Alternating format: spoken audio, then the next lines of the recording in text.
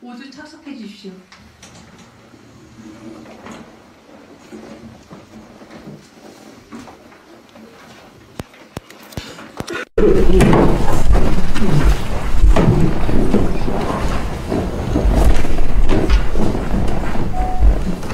대한민국당 4월 22일 최고위원 및 시도당위원장 연설회의를 시작하겠습니다.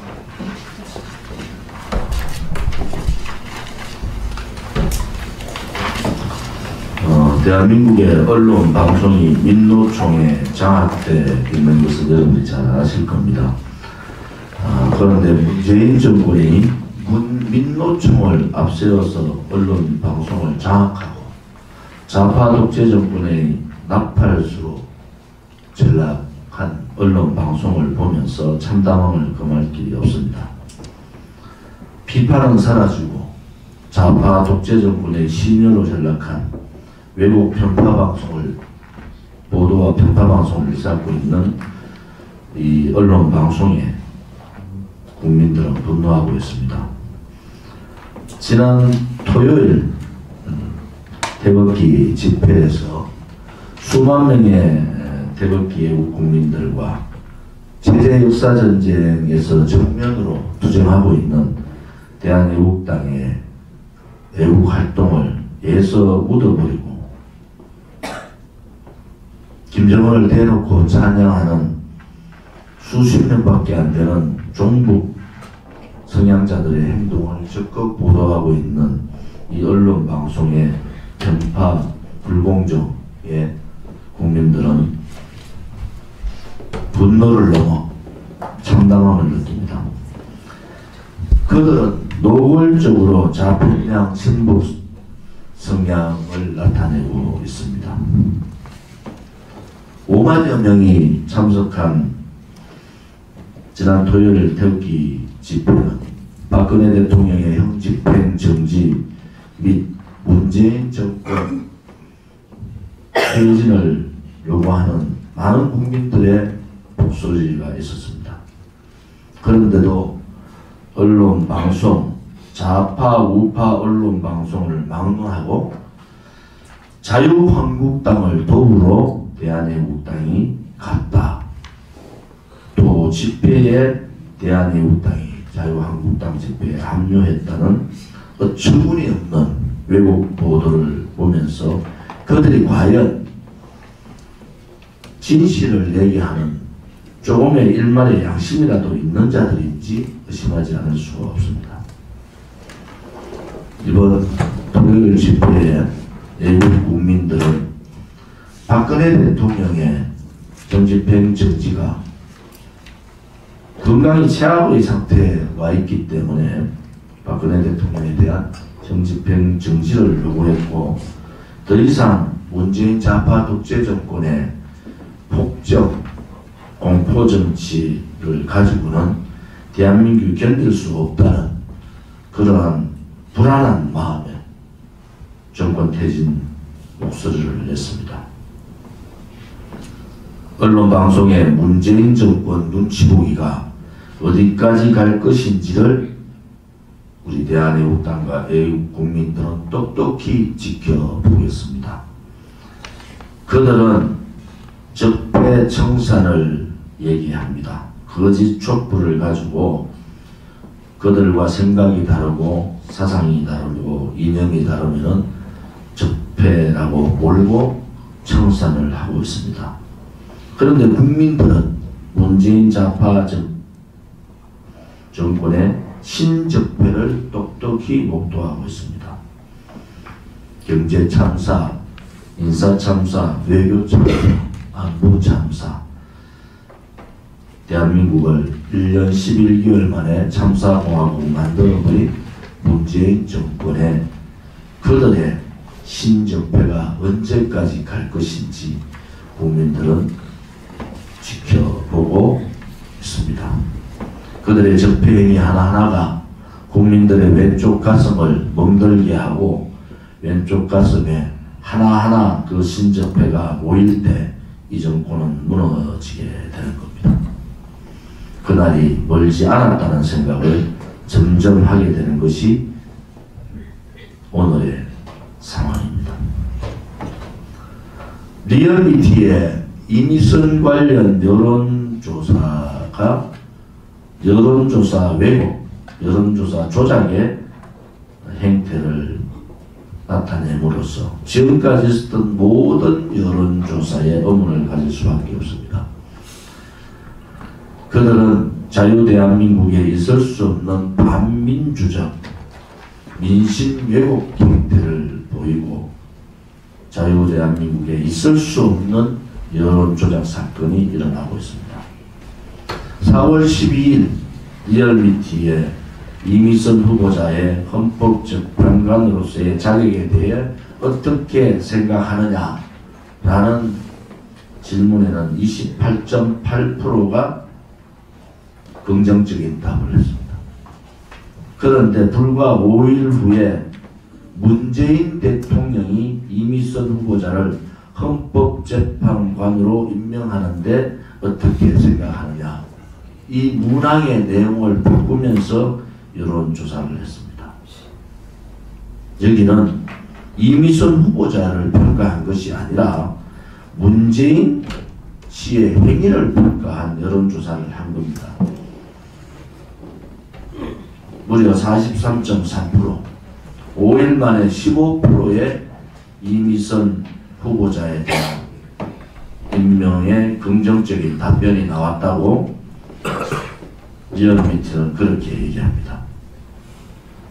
그것이 이 후보자의 적극 해명에 따른 영향이다, 이렇게 얘기를 하는 리얼미티는 대한민국 국민을 바보로 보는 겁니까? 민심의 왜곡, 여론의 조작은 드루킹 사건에서 박근혜 대통령에 대한 탄핵 시 여론 조작, 또 대통령 선거 당시에 여론 조작으로 인해서 많은 국민들이 충격을 받고 있는 이 와중에 리얼미티가 이렇게 민심 왜곡 행태로 문재인 좌파 독재 정권의 비유 맞추기에 나서고 있다는 것은 도저히 용서할 수가 없습니다. 어느 국민이 앞으로 여론조사 기관의 여론을 믿겠습니까? 그 전에 많은 외국 국민들은 여론조사 기관의 문제가 심각하다 얘기했지만은 항목을 이렇게 바꾸면서 똑같은 결과를 도출하려고 하는 그들의 왜곡, 반민주적 행위에 대해서 반드시 국민들의 심판이 있으리라 봅니다. 박근혜 대통령과 이명박, 그 당시 박근혜 후보와 이명박 후보의 경선 당시에 갤럽의 행태를 우리는 똑똑히 알고 있습니다. 그런 갤럽의 행태를 답습하고 있는 리얼미터에 다시 한 번 더 경고합니다. 거짓 촛불로 선거를 승리하고 언론방송 장악으로 여론재판식으로 행정부를 장악하고 입법부를 무력화시키고 무리한 적폐청산을 무기로 선거관리위원회, 대법원, 헌법재판소를 차례로 그들의 도구로 만들어버리는 이 문재인 좌파 독재 정권의 행태를 도저히 용서할 수가 없습니다. 좌파 정권의 부역자로 떨어져 버린 그들의 국민 무시, 자유민주주의 무시, 상권분립 무시, 이러한 좌파 정권은 절대로 오래 갈 수가 없습니다. 신적폐라는 좌파 독재 정권의 적폐들이 살을 이루고 있습니다. 이 신적폐가 언젠가는 국민의 심판을 받고 엄청난 국민의 저항이 있을 거라고 보고 있습니다.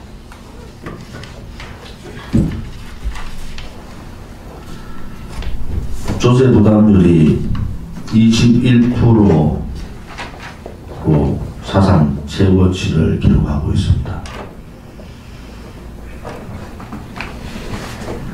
최저임금 인상을 주로 하고 있는 소득주도 성장에 의해서 기업은 무너지고 투자가 실종되고 대한민국의 일자리는 없어지고 자영업자는 도산하고 대한민국 경제가 나락으로 떨어지는 이 시점에 또 하나는 국세지방세를 통해서 377조 9천 원이라는 전대미문의 세금 폭탄을 하고 있습니다.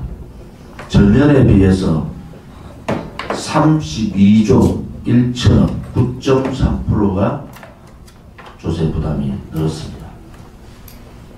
지금 경제 성장률이 2.6% 2.7% 정도라고 합니다. 3.4배의 세금 폭탄을 때리고 있는 이 문재인 정권의 속뜻은 무엇입니까? 도대체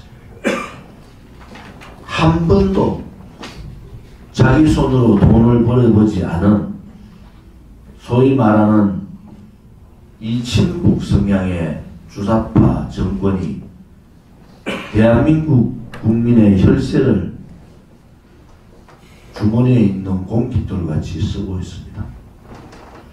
미래에 대한 투자가 아니라 각 시도에서 요구하고 있는 SOC 사업을 선거 선심용으로 134조를 쓴다고 합니다. 134조면은 대한민국 전체 예산의 3분의 1에 가깝습니다. 대한민국이 이렇게 망해도 되는가 이렇게 생각하고 있습니다.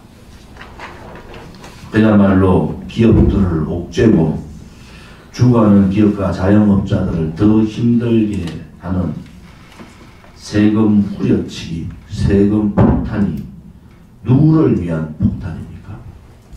박근혜 정부 때 핀센트로 거의의 깃털을 뽑아낸다는 말 한마디를 가지고 세금 정세를 극렬하게 저항하던 지금의 더불어민주당 좌파 정권은 이제 거의의 털을 뽑는 정도가 아니라 더운 물에 거의를 삶아 그냥 죽여버리는 상태로 만들고 있습니다.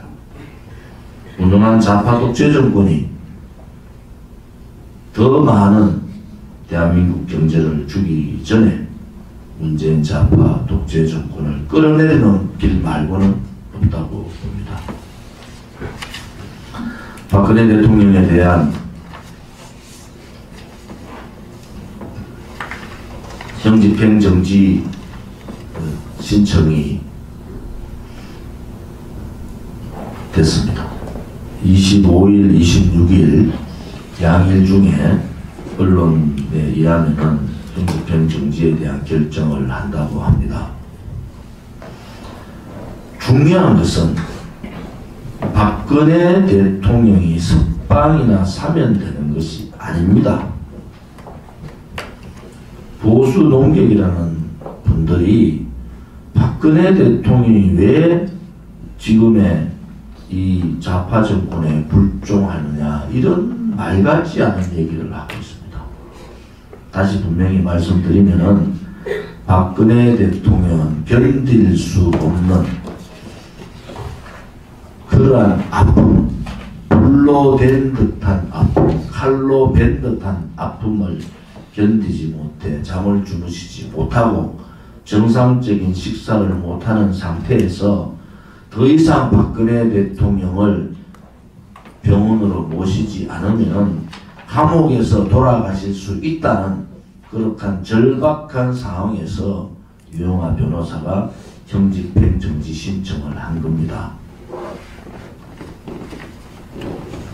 이 형집행정지 신청이 뜻하는 것은 박근혜 대통령이 더 이상 견딜 수 없는 건강의 상태가 왔다는 겁니다.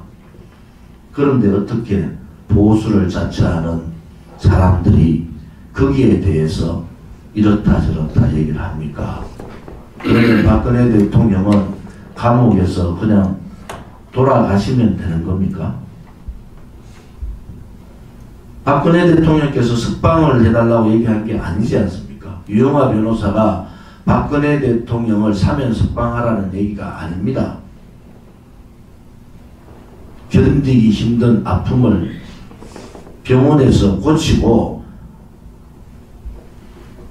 정상적으로 병을 고쳐야 된다는 절박한 마음에서 나온 것입니다. 우리 대한애국당 동지들과 애국 국민들은 박근혜 대통령 건강에 절박한 사항들을 이해를 해 주실 것을 부탁을 드리고, 형집행 정지 신청을 전 국민적으로 지지하는 그러한 운동을 전개하기를 바랍니다. 아울러 4월 24일 수요일입니다. 오후 3시에 형집행 정지 신청 촉구 지지 태극기 120차 공식 태극기 집회를 서울지검 앞에서 가집니다. 다시 한번 말씀드리겠습니다. 박근혜 대통령에 대한 형집행 정지 신청 지지 촉구 120차 태극기 집회를 4월 24일 이번 수요일 오후 3시 서울지검 앞에서 가지도록 하겠습니다.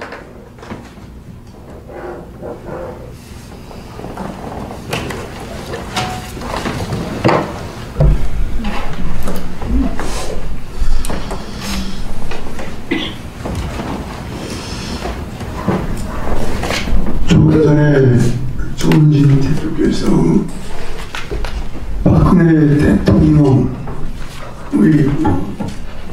석방 요구는 목과 허리에 중증의 디스크와 척추의 협착증으로 인해서 생명을 위협을 받기 때문에 혹시 감옥에서 옥사하지 않을까 걱정이 돼서 15차 석방을 요구한 것입니다.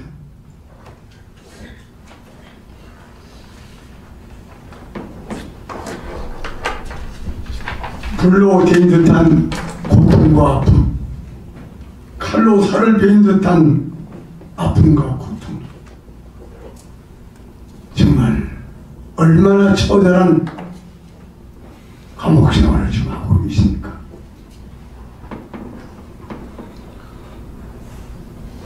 아마도 박근혜 대통령은 아마 우울증도 있을지 모릅니다. 이분이 오직 하면은 그런 신청을 했을까 하는 생각이 듭니다.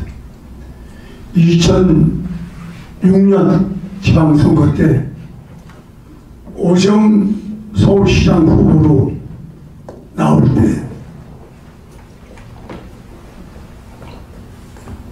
신촌 현대백화점 앞에서 오세훈 후보 지원 유세를 할 때 어느 계안에 의해서 커튼칼에 찔려서 생명의 우박함을 느끼는 순간에도 꼼짝하지 않고 침착하게 조용하게 병원으로 이송했던 그런 분입니다. 지금 박근혜 대통령이 저는 그 병세가 생명을 위협을 가져오는 그런 중대한 상황이라고 판단되기 때문에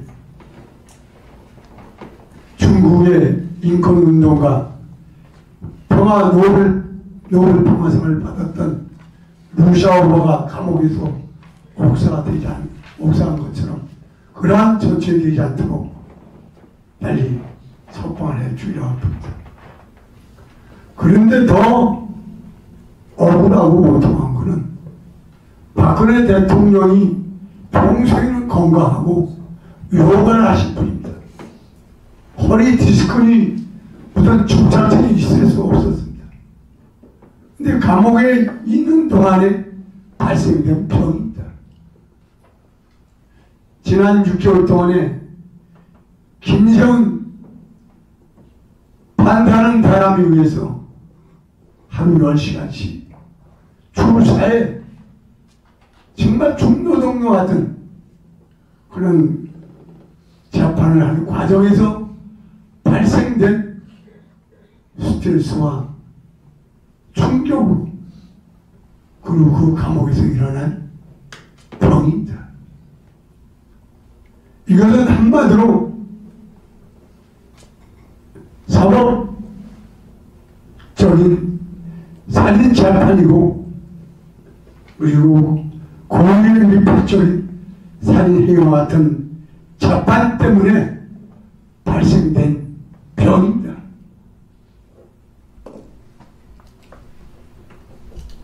그럼에도 불구하고 검찰이나 문재인 좌파 정권은 양심의 가치도 느끼지 않고 버티고 있는 것에 대해서 언젠가는 그런 자기네들도 그런 전체를 받지 않는다는 보장이 어떤 것을 경고합니다. 특히 오늘 언론 보도에 국회 입법부 수장이라는 문희상 의장이 박근혜 대통령의 형 집행정지는 시기적으로 안 맞다, 이런 개별을 넘어서 무식한 소리를 하고 있습니다.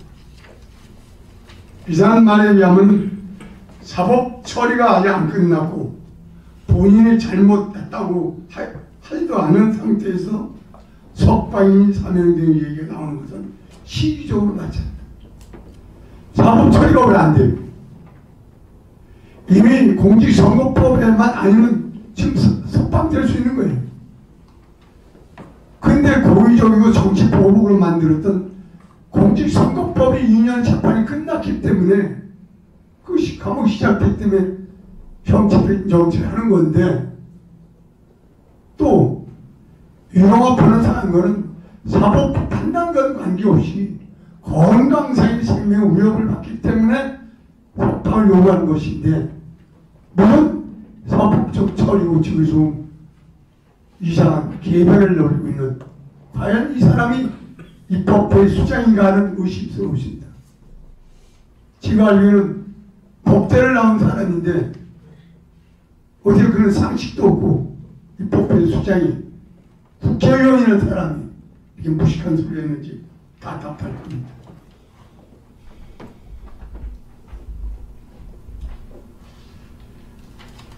두 번째, 건강상의 중대한 위협도 있어서 석방되지만 박근혜 대통령은 원칙적으로 죄가 없습니다. 잘못이 없습니다. 국정 윤리냐는데 뭘 윤리했는지, 또 뇌물, 모든 뇌물을 받았는지 아무것도 지금 나오질 않지 않습니까?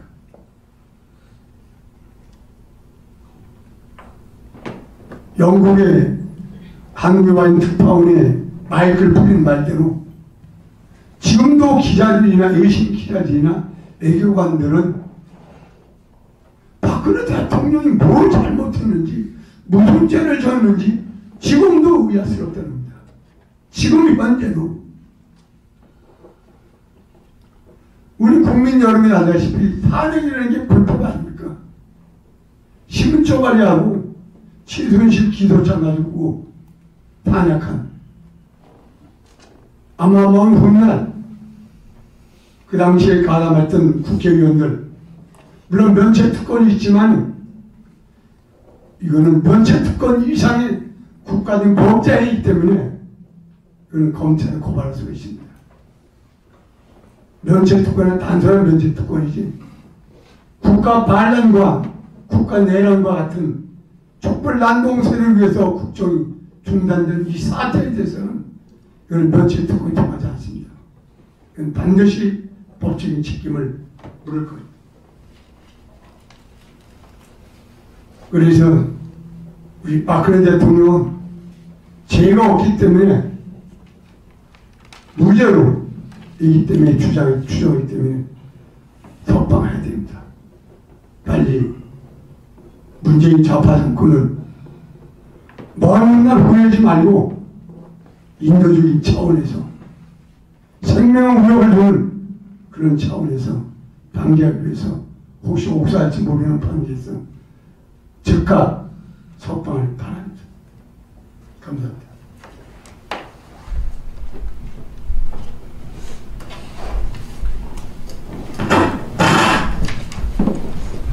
박근혜 대통령에 대한 정지가 신청이 됐고 결정이 이번 주에 내려집니다. 저는 서울중앙지검에 요구합니다.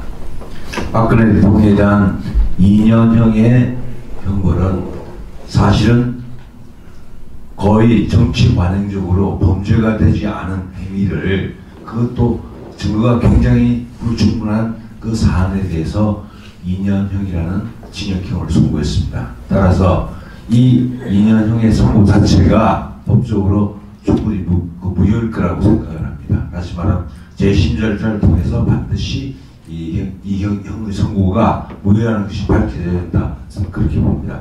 그리고 또 하나는 형집행정지 결정은 검찰이 형사소송법상의 그 형집행정지 요건을 갖추었는지 여부를 가지고 정치적 고려 없이 그냥 결정을 하면 되는 사안입니다.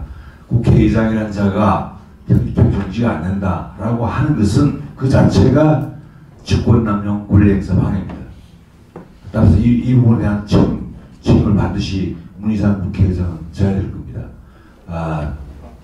요구하건대 서울중앙지검에서는 박근혜 대통령 상태가 형사소송법 형식정지 요건에 해당하는지 해당하지 않는지 법리적인 엄격한 판단을 통해서 박근혜 대통령을 정말 형식정지하는 현명한 결정을 내려주시기 원합니다. 네, 반갑습니다. 박근혜 대통령 구속 문제에 참 어이가 없는 것이 사법부 침해입니다. 이거죠. 문희상 국회의장이 사법부에 대해서 이래라 저래라 하는 거 아닙니까? 이게 사법 권리 위배예요. 근데 이런 것이 참 부끄럽지 않게 이루어진다는 것이 말도 안 되고, 어제 제가 뉴스를 봤는데 김홍일 고문들에서 어떻게 사망 원인 이렇게 보도가 되고 있는데 문제 중실을 두고 있다 이렇게 이야기하고 있고, 참 기가 차서 지금 언론의 보도가 상당히 지금 문제가 있다고 보고 있고요. 또 제가 한미관계 전공이니까 말씀드리고 싶은 것은, 지금 문재인 씨가 미국 갔다 왔지 않습니까? 근데 또 관광객 비전하게 갔다 왔는데 미 의회하고 미 행정부에서 지금 한국에서 벌어지고 있는 정치 보복, 주사파의 다단계 공사 작업 일체 말이 없어요. 60년, 70년대라면 미국이 난리가 났을 겁니다. 근데 국내에 내정 간섭 하라는 게 아닙니다. 네? 하라는 게 아니라 이 아프리카 인권유린도 미 의회에서 이런저런 지적을 하고 있거든요. 베네수엘라 문제도 그렇고 미 국무장관이 가서 이런저런 코멘트를 하고 있어요. 미 국가 이익이 달려있기 때문에. 근데 지금 미의회하고 미의회하고 트럼프 행정부가 2년 동안에 벌어지는 이 문재인 정권의 이 포각이라든가 정치 보복이라든가 인권유린 사태에서 제가 알고는 한마디 코멘트가 없어요. 그리고 더 한 가지는 이 CNN이라든가 이 리버럴 뉴스, 와시턴 포스트지, 뉴욕 타임즈 이거 제대 투표를 안 하고 있습니다. 그래서 물론 한미 관계가 악화됐다고는 하고 있지만은 그거는 정권 레벨에서 이야기고, 이 국민 대 국민이라든가 국가 간의 관계는 한미 동맹은 이거 아주 단단한 거 아닙니까?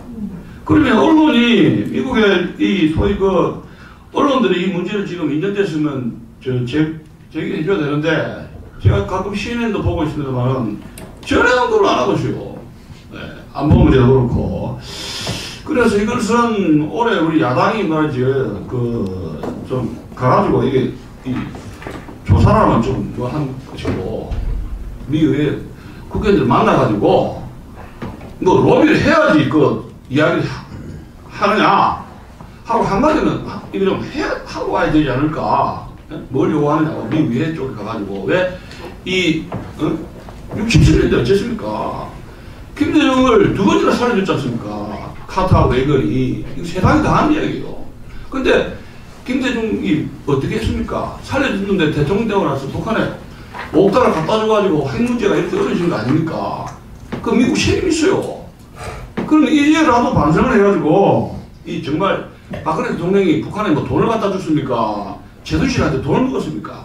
반란죄 뭐저 안보를 대체시켰습니까? 네. 미국 언론이 알아야 돼 이거를. 미 의회도 알아야 되고. 이상입니다. 네, 지금 이주천 최고위원님도 말씀하셨지만 인권 문제는 인류 보편적인 문제입니다. 유니버설 밸류스. 미국 헌법도, 우리 대한민국 헌법도 자유민주주의를 사랑하는 모든 이념의 토대가 바로 인권에 기초하고 있다는 걸 잊으시면 안 됩니다. 지금 대한민국의 외교가 정말 잘못되고 있어요. 우리 헌법 정신에 충실한다면 이 정권이 외교를 좀 더 잘해야 됩니다. 과거에 우리나라 외교 정책에 보면은 굳건한 한미동맹, 북한 핵은 절대로 반대한다. 한국, 미국, 일본 간의 안보 협력 구도를 유지한다. 중국, 러시아와 협력을 강화한다는 이런 다자외교 차원의 큰 틀에서 전개되어 왔는데 어떻게 되는 건지 문재인 정권 들어서는 그런 모든 기조가 후손으로 밀리고 김정은 정권을 먹어 살리겠다는 이상한 외교 방향으로 가면서 박근혜 대통령의 문제도 이렇게 무시되고 인권이 탄압되는 비정상의 외교를 하고 있는 거예요. 이거 당장 멈춰야 됩니다. 그래서 저희 당이 이러한 가치를 소중히 여기는 당으로서 국내에서 집회도 하고 투쟁도 하고 여론전도 합니다만은 앞으로는 국제적인 외교전을 적극적으로 전개할 시점이 된 것 같습니다. 대한민국을 폄하하는 북한의 김정은 정권에 대해서도 언론은 물론이고 여권의 그 누구 하나 전 대한민국의 국가원수를 모독하고 대한민국 체제를 비난하는데도 이렇게 대응하는 사람을 못 봤어요. 언론 국무위원 여러 명이 있고 여당 국회의원 128명 있습니다만 이것이 어떻게 대한민국의 국민을 대표하는 정치 세력을 할 수 있는가. 참담한 입장입니다. 언론들이 좀 정신을 더 바짝 차리고 보도를 제대로 해야 될 것 같습니다. 비근한 예로 지난 토요일 날 우리 당의 집회에 대해서 마치 대한애국당이 자유한국당이 장애 투쟁에 합류했다는 식으로 보도를 하는 잘못된 언론들, 저희들이 잘못을 규탄하고 우리 저 당에서 논평도 냈습니다만은 어떻게 이렇게 세상이 왜곡이 되고 거꾸로 가도 그냥 조용히 넘어가는지 우리 국민들이 정말 깨우쳐야 되지 않겠느냐 이런 말씀을 드리는 겁니다. 그래서 인류의 보편적인 가치, 정상적인 그런 아주 상식적인 일들이 지금 왜곡되고 있는 대한민국 현실에 대해서 다 같이 분노하고 우리 애국당이 천병이 돼서 더 투쟁을 해야 되니까 이런 말씀 드리겠습니다. 아까 대표님께서도 말씀하셨듯이 이번 주에 형집행정지에 대한 어떤 결정 여부가 나오는 주기 때문에 아까 최고위원회에서 이번 수요일날 24일날 오후 3시부터 5시까지 서울지방검찰청 앞에서 정규 집회 120자 정규 집회로 집회를 하기로 결정이 되었습니다. 이따 태극 집회에서 구체적인 건 논의하겠습니다만은 제 많은 당원님들이 최대한 열과 성의를 모아서 왜 박근혜 대통령이 석방돼야 되는 데서 열의를 모으는 그런 자리가 돼야 될 것 같습니다. 아울러서 27일 집회도 그 무게가 굉장히 큽니다. 형 집행정지에 대한 결론이 나오는 시점이고 또 4.27 판문점을 선언한 그 엉터리 같은 그런 이상한 논리라든지 잘못된 점에 대해서 저희 당이 다시 한번 문제를 제기하고 외교안보 정책에 대해서 성토하는 그런 큰 집회가 4월 27일 집회가 그래서 이번 주도 지금 굵직한 집회가 두 가지나 이렇게 있다는 말씀을 드리겠습니다. 당무를 간단하게 좀 말씀 올리겠습니다. 오늘 저희들이 오후 7시에 여기 회의실에서 SNS 대책반을 좀 활성화시키기 위해서 각 오피니언 리더들을 좀 모시고 회의를 해볼까 합니다. 그래서 앞으로 잘못된 기사에 대한 댓글을 어떻게 달고 어떻게 장 차원에서 우리 당을 의미하는 이런 기사들에 대해서 대응하는 방안에 대해서 논의를 하도록 하겠습니다. 소명대도 이제 올해는 200개를 목표로 가고 있는데 지금 현재는 134개가 운영되고 있습니다. 지금 각 시도당에서 올라온 보고를 보면은 올해 연말까지는 200개가 잘 작동되리라고 이렇게 지금 분석이 되고 있습니다.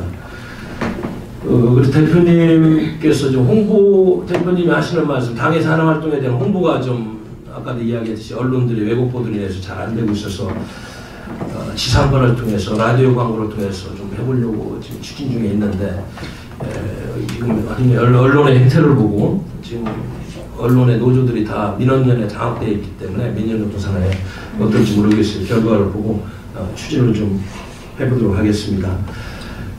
그리고 우리 당원 여러분들께서 애써서 모아준 성금 덕분에 이제 고성 저쪽 동해 쪽에 산불 제9 우리 성금이 1,000만 원 가까이 돼서 이제는 모금을 중지하고 적당한 날짜를 잡아서 대표님과 협의해서 대책본부를 방문에 전달하는 그런 이벤트를 하도록 하겠습니다.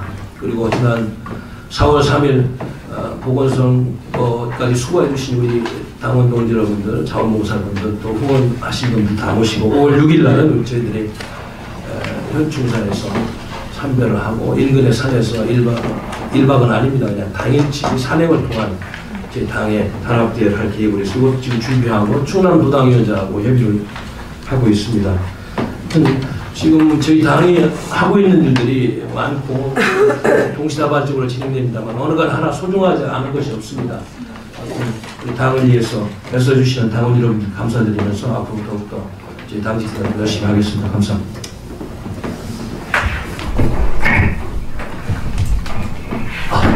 앞에서 너무 중요한 얘기는 다 나왔기 때문에 저는 참 지난 야간 집회 그리고 1박 2일 집회 그리고 이제 지난 119차 집회의 연속적인 그로서 많이 힘드시고 그리고 많이 노력해 주신 우리 당원님들께 감사의 말씀 짧게 드리고 마이크 내려놓을 겁니다. 제가 알기로는 인류 역사상에 이렇게 잘못된 권력 찬탈, 불의의 민초가 이렇게 오랜 기간 저항한 게 지금 우리가 처음이자 마지막일지도 모른다는 저는 생각을 합니다. 그 위대함에 다시 한번 항상 볼 때마다 고개가 절로 숙여지고 하는데 아마 대통령님도 아직 석방이 지금 형집행 정지도 어떻게 될지 모르는 그 답답함과 그리고 뭐 하나 이루지 못했다는 그런 무력감에 많이 절망하고 계신 분들이 분명히 있을 겁니다. 하지만 모든 정치 권력, 언론기관 그리고 사법부까지 다 넘어간 이 상황에서 우리가 일어난 것을 한번 돌아보면 그래도 이제 많은 대다수의 국민은 아니지만 일부 한 20-30%의 국민들이 박근혜 대통령이 그래도 뭘 잘못해서 저렇게 되고 있지? 라는 의문을 우리가 확실히 갖게끔 했고 그리고 지난 토요일 자유한국당이 드디어 야외로 나온 건 우리 아니면 절대 저 사람들 나올 사람들이 아닙니다. 그리고 우리 아니었으면 박근혜 대통령 형 집행 정지에 대한 발언조차 없었을 겁니다. 여러분들이 이끌어냈던 여러분들이 그 태극기 하나 들고 그리고 어떠한 폭력도 쓰지 않으면서 나왔던 그 발걸음이 저는 오히려 그 조용했지만 위대했던 그 발걸음 때문에 앞으로 있을 더 탄탄한 미래를 다져놨다고 생각을 하기 때문에 조금만 더 우리가 앞으로 나아가면 소련이 한순간에 무너졌듯이 이 잘못된 것도 한순간에 밝아올 선언이 열리지 않을까 좀 기대를 해봅니다. 많이 힘냈으면 좋겠습니다. 문희상 국회의장의 헌인지 치매가 걸릴 나이는 아니신데 방언을 하고 있는 것 같아요. 도대체 문희상 의장은 박근혜 대통령이 그냥 그렇게 아프다가 감옥에서 그냥 옥살을 하라고 지금 요구를 하는 겁니까? 법률지원단에서는 문희상 의장의 직권남용, 권리남용에 대한 법률적 고발 가능성에 대한 법률적 검토를 해주시기 바랍니다. 대한애국당에 6개의 특별위원회가 있습니다. 오늘 지도부 회의에서 최고위원 회의에서 6개의 특별위원회를 이슈가 지난 이슈라든지 시간이 많이 된 이슈 또 특별위원회보다는 일반위원회로 바꿔야 되는 그런 내용들을 협의를 해서 이 건에 대해서 상정을 하겠습니다. 첫째, 박근혜 대통령 국출특별위원회를 박근혜 대통령 무죄석방위원회로 일반위원회로 명칭 변경과 함께 일반위원회로 조정하겠습니다. 두 번째, 북한인권특별위원회를 북한인권위원회로 일반위원회로 돌려서 북한인권위원회 위원분들이 당의 공식 인권위원회로 되도록 그렇게 했습니다. 셋째, 가짜뉴스 대책특별위원회는 언론대책위원회에 내용을 같이 넣도록 해서 기존에 있는 언론대책위원회에 넣도록 했습니다. 철모 주인찾기 특별위원회는 국방안보위원회로 이관을 시키고 국방안보위원회 일반위원회로 편입을 시켰습니다. 중소기업 육성특별위원회를 일반위원회의 중소기업 대책위원회로 업무를 이관하고 중소기업 특별위원회를 없애도록 했습니다. 한미동맹 강화특별위원회를 한미동맹 강화위원회로 명칭을 변경하고 일반위원회 신설을 올리도록 했습니다. 이런 안건을 상정하겠습니다. 최고위원 사전회의에서 이 특별위원회 및 일반위원회 건에 대한 협의를 했고 최고위원들의 입장은 전체적으로 동의를 했습니다. 따라서 방금 말씀드린 특별위원회는 일부 일반위원회로 일부 명칭 변경 일반위원회로 이렇게 조정되었음을 의견합니다.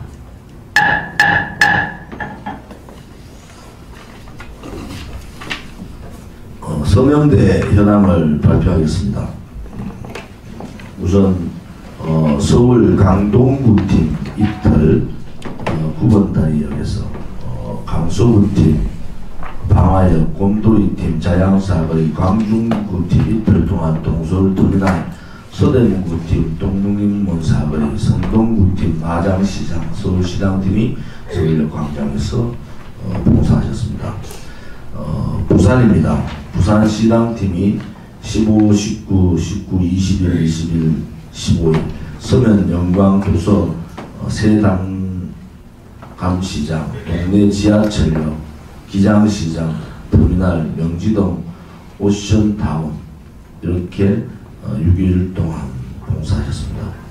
대구팀이 15, 15, 15, 18, 20일 우선 대구시당팀이 서구정류장 내거리 서문시장에서 3일간 하셨고요. 대구 3팀이 합천장날 지원을 하셨고 대단합니다 팀과 대구 외국방송팀 연합이 비절상 창권문화제에서 봉사하셨습니다. 인천시당팀이 21일 이틀간 21일 두 곳에서 소래포구와 남동구에서 하셨습니다. 울산시당팀이 이틀간 남구 롯데호텔 병영농협사거리에서 하였습니다. 경기도입니다. 4월 21일 경기 광주 경상도팀이 곤지암에서 4월 18일 경기 북부팀이 경전철 어룡역 4월 21일 20일 경기 부안 서부 안양 과천팀이 2001 아울렛과 서울역 광장 광명시팀이 광명사거리 부천시팀이 광주시장 남부광장 성남시 수호이팀이 모란시장 수원시팀이 지동시장 파주고양팀이 검천역 화성시팀이 병점 신안원에서 해주셨습니다. 경북입니다. 경주 포항 청도 대구 경산팀이 경산실내체육관 경주 서라벌 봉사팀이 횡성 5일장 포항시팀이 15일 18일 이틀간 오천시장 구룡포 탑마트 구미시팀이 금호랜드 앞에서 21일날 하셨습니다. 경남입니다. 경남 서부팀이 진주중앙시장 김해팀이 18, 19일 이틀 동안 진영장터 진주팀이 16, 17, 21일 3일 동안 대안동과 서부농협합에서 하셨습니다. 제주도 서귀포시팀이 18일날 동명백화점에서 해주셨습니다. 단체로 경상호팀이 18, 21 마석시장 서울역, 수호 2팀이 18일 청계산, 영동포 강남우파팀이 18일 영동포역, 나라지킴이 봉사단이 14일과 21일 여의도 순복음교회, 수호팀이 21일 정량리, 진주모팀이 서울역 광장 21일에서 해주셨습니다. 이번 주 서명 인수가 15,125명, 일반 당원 2,200명 가량 됩니다. 즉 책임 당원은 282명입니다. 지금 서명대 봉사활동을 저희 국민대구에서 많이 시작을 합니다. 우리가 언론 방송의 왜곡 편파 보도에 대한애국당이 왜곡되고 있습니다. 국민들하고 직접 소통을 하는 길은 서명대입니다. 이제 서명대 활동을 하실 때 국민들이 문재인 정권의 이 악행, 포괄 공포 정치, 또 무능 정치, 포퓰리즘 정책을 잘 알고 계십니다. 그래서 여러분들이 그분들한테 설명을 하고 이렇게 막 강하게 하실 필요가 없이 그냥 여러분의 뜻을 조용하게 이렇게 서명돼서 해주셔도 국민들이 동의를 많이 하십니다. 우리가 대통령이 탄핵이 억울하고 거짓 탄핵에 분노하는 마음이 있지만 그래도 서명대 활동의 방향은 애국이고 애당심이지 않습니까? 그래서 서명대에 하는 행동 하나하나가 국민들한테 대한애국당을 어떻게 알릴 거냐, 이것이 대단히 중요합니다. 실례를 말씀을 드리면은 제 처조카가 전철을 탔는데, 아무튼 전철에 있는 많은 사람들이 있는 자리에서 가진 욕을 하면서 문재인 정권을 비판하고 자유한국당을 비판하고 소위 말하는 젊은 사람들이 부끄러울 정도의 굉장한 많은 욕을 했답니다. 그러고 내리면서 대한애국당에 조은진 대표밖에 없지 않느냐고 얘기하니까 그 전철에 앉았던 사람들이 다 난리가 났답니다. 그것은 당을 도우고 박근혜 대통령 구출을 하기 위해서 우리가 그렇게 하고 있지만은 방법 하나 잘못한 분이 전체 대한애국당을 지지하고 또 대한애국당에 대해 좋은 생각을 가졌던 분들을 돌아서게 만드는 그러한 사항들이 전개가 됐고, 그 자리를 직접 목격했던 20대 젊은이가 저한테 그렇게 어머니를 통해서, 아버지를 통해서 전달하는 모습을 보고, 우리가 열정과 분노가 있지만은 이 열정 분노 태우기 집회에 오셔서 보십시오. 화음도 지르고 화도 내고, 그렇지만은 일반 국민들을 상대할 때는 굉장히 세련되게 나름대로 한마디를 하더라도 국민들이 공감할 수 있는 그런 얘기들을 하셔야 되지 않겠습니까? 30분 동안을 욕을 하다가 내리면서 대한애국당 조은진 대표를 얘기하면은 거기에 있는 출퇴근 시간에 있는 젊은이들이 도저히 동의할 수가 없다는 겁니다. 애국심과 애당심과 열정 분노가 그런 식으로 녹아들이면 안 됩니다. 그런 식으로 가면은 우리가 가고자 하는 새로운 대한민국 제2의 건국의 길, 자유민주주의와 시장경제가 지켜지는, 또 자유통일이 이루어지고 박근혜 대통령이 다시 복권하는 그날은 점점 더 멀어집니다. 이제는 자제할 거는 자제하되 분노하고 싸우고 투쟁할 때는 강하게 할 수 있는 그런 부분이 필요하다. 또 그것은 당 지도부의 우리 당 사무처의 교육도 대단히 필요하다. 실례를 들어드린 겁니다. 이것이 실질적으로 벌어졌던 일입니다. 제가 입에 담을 수 없는 그런 많은 욕들을 얘기를 하는 것을 들었습니다만은 더 이상 그런 일이 벌어지면 안 됩니다.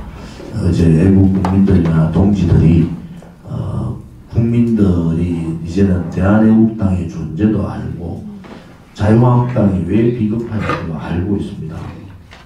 또 이 문재인 좌파 독재 정권의 이 악랄한 모습들도 저희들이 보고 있기 때문에 이제는 그런 방향에 맞게 우리 대국민 계몽운동, 대국민 진실 정의투쟁을 하는 것이 좋겠다 이렇게 말씀을 드립니다. 그것은 당 사무처에서 사무총장을 중심으로 프로그램 또 매뉴얼을 자주 이렇게 드려야 됩니다. 지난 이슈를 들고 그것을 가지고 계속 이게 방송을 하고 있는 그런 부분들도 시정이 돼야 되잖아요. 그래서 서명대가 늘어나면 늘어날수록 그런 디테일한 부분까지 좀 잘 준비를 해서 해주기를 부탁드립니다. 공개적으로 오늘 시도당 위원장 회의가 아니고 우리 중앙당직자 회의시네, 그죠? 그게 지난번 선거 때문에 밀린 줄 알았더니 그냥 그대로 홀수는 시도당 위원장, 짝수는 중앙당직자 회의 있는 걸로 알고 있습니다. 우리 중앙당직자분들께서 하실 말씀이 있으시면 말씀해 주시기 바랍니다. 예, 기독교대책위원장. 다른 말씀이 아니고요. 지금 모바일을 통해서 전자개표기 사용 금지를 하자고 해서 운동이 벌어지고 있거든요. 지금 아프리카나 이라크 같은 나라에서 문제가 있는 그 개표기를 갖다가 우리가 계속 사용하고 있는데 그렇게 사용할 경우에 돌아오는 총선에서 우리가 반드시 실패합니다. 그러니까 우리 당 자체에서도 전자개표기 사용 금지에 대한 운동을 벌였으면 어떨까 생각하고 있습니다. 제가 행정안전위원회잖아요. 전자개표기를 전면 사용 안 하는 것은 동일하지만은 아프리카에서 사용하는 전자개표기하고 우리는 다른 겁니다. 아프리카는 이 지문, 문명률이 높아서 지문을 통해서 바로 전자로 계산 들어가는 거고 우리는 투표함을 열어가지고 1차적으로 투표함을 세알이고 카운팅에 체크만 하는 그 개표기를 하고 있거든요. 그래서 그 부분은 내용이 좀 다르다. 그래서 그런 부분에 대해서도 우리 당에서 구체적인 설명을 좀 해주면 좋겠고 이 방송을 통해 다시 말씀드리면 선거관리위원회에서는 이 조작 선거에 대한 부분들을 그냥 유튜브나 이런 데 떠들 것이 아니라 선거관리위원회에 직접 제기를 하고 그 선거관리위원회에서 면담을 하겠다고 합니다.